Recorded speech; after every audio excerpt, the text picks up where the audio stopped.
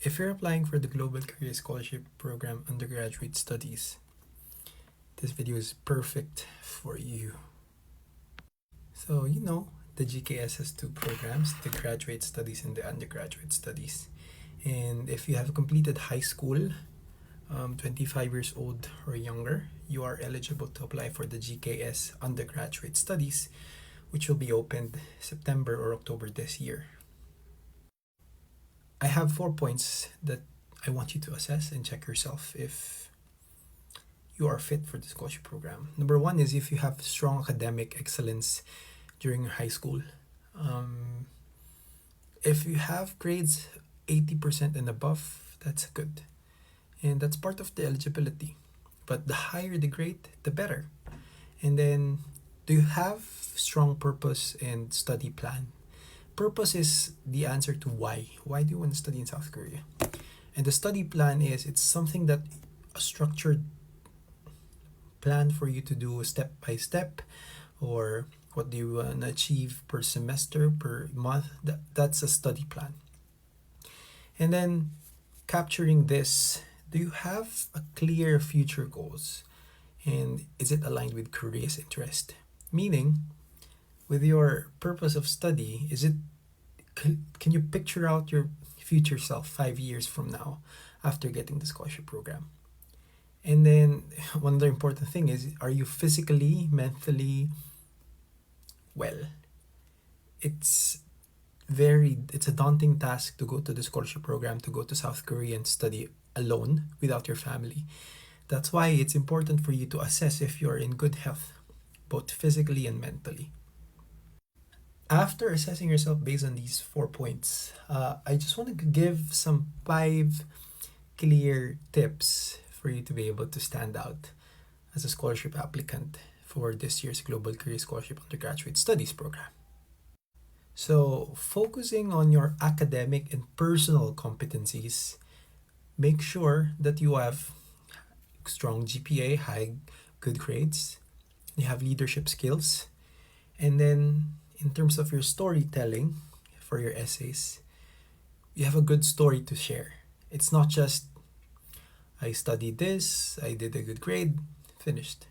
Where is the learning part? Where is the purpose part? Is there a failure part? Did you fail something and then learn something from it? They don't want to see you as 100% perfect, clean. They want stories. That's the most important thing. Second, show that you have a genuine interest about Korean language, Korean culture, and Korea in general.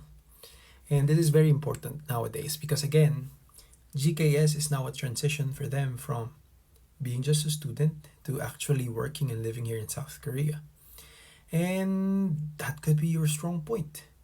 If you have a very strong interest with Korean culture, Korean language, history, tradition, capitalize on those things. Although I have mentioned about this, but the third tip I want to share with you is actually have a clear study plan. It's more of like from a young age up until now, showcase that you had a clear understanding of what you do, a clear understanding of what you perform, how you do things, share it to them. More of like, how do you tackle a problem? How do you assess a problem? How do you manage a problem? You can write it in your study plan and probably share it to the reviewers, embassy, and university, and showcase that you are capable. That's the importance of study plan, actually. It's more of, when I invest something to you or give something to you, how will you be able to manage that in terms of either in the form of time, money, or attention? How will you be able to manage the money I'll give you? That's the same thing. If I'll be giving you the scholarship, how do you be able to manage the scholarship? That's actually the question they want you to answer, especially for the study plan. And then I have been saying this, not just for undergraduates, for graduate studies as well. GKS now is requiring, it's not required document, but they give higher priority for those students with language certificates, especially Korean language certificates. If you want to secure the scholarship, If you don't have good grades, make sure at least you have Korean language proficiency. Even if it's not topic, if it's King Sejong, good. If it's Coursera, at least you know how to speak, communicate in Korean, good. It's better to have it than none.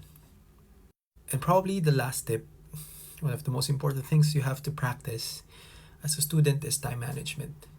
I hope by now you have a clear understanding of the scholarship already and have read the guidelines and understood the deadlines and then have started preparing your documents and your essays because timing is key. It's important for you to manage your time effectively because in the end of the day, I don't want you submitting your documents with incomplete files. I don't want you sharing your documents with misspelled names, misspelled words, because these things will affect your chances. So again, time management is important because it affects quality. The quality of your output is reflecting of what you are, who you are, and your potential as well. And I hope by watching this video you get more information about the scholarship program and took notes of those tips I shared.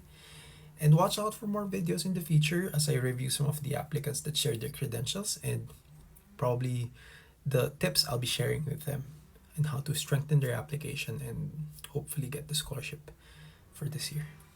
Bye bye.